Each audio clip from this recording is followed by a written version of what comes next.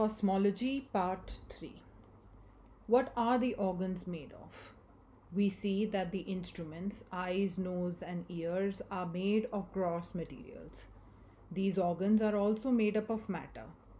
Just as the body is composed of gross materials, the manufactures prana into different gross forces, so the organs are composed of the fine elements akasha, vayu, tejas, etc., and manufacture prana into the finer forces of perception.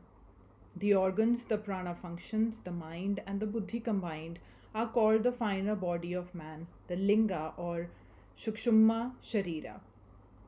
The linga sharira has a real form because everything material must have a form.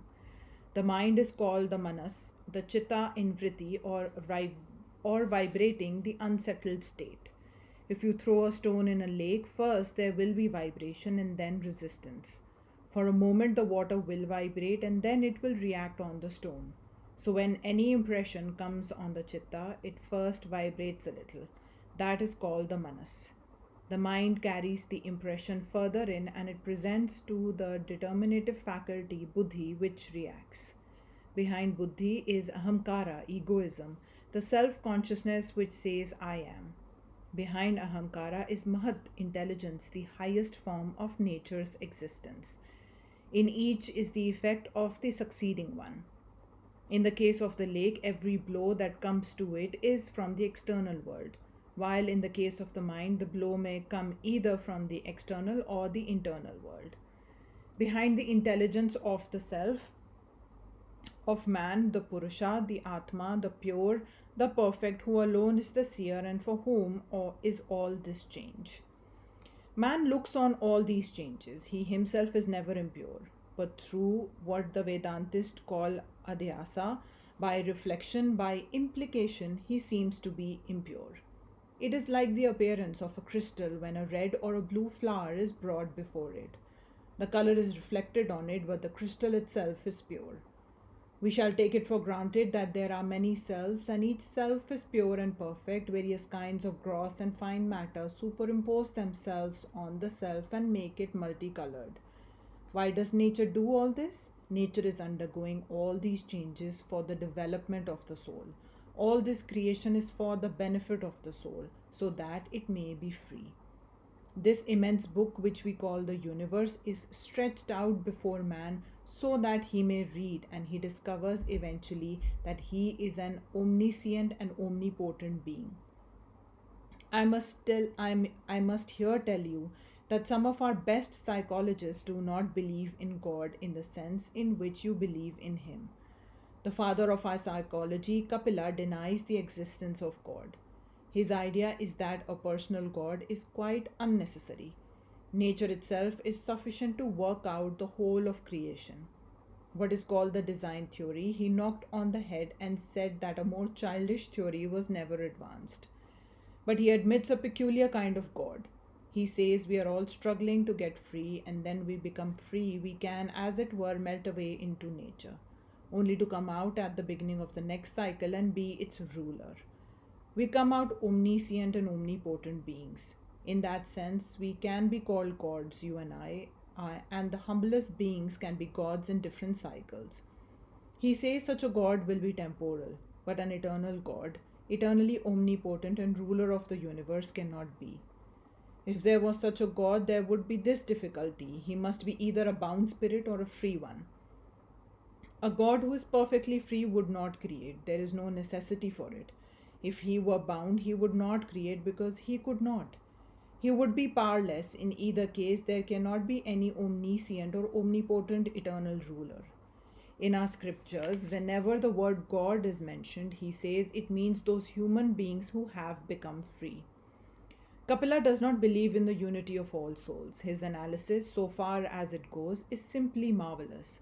He is the father of the Indian thinkers. Buddhism and other systems are the outcome of his thought. According to his psychology, all souls can regain their freedom and their natural rights, which are omnipotence and omniscience. But the question arises, where is this bondage? Kapila says it is without beginning. But if it is without beginning, it must be without end, and we shall never be free. He says that though bondage is without beginning, it is not of that constant uniform character as the soul is. In other words, nature, the cause of bondage, is without beginning and end, but not in the same sense as soul, because nature has no individuality. It is like a river which gets a fresh body of water every moment. The sum total of these bodies of water is the river, but the river is not a constant quantity. Everything in nature is constantly changing, but the soul never changes. So, as nature is always changing, it is possible for the soul to come out of its bondage.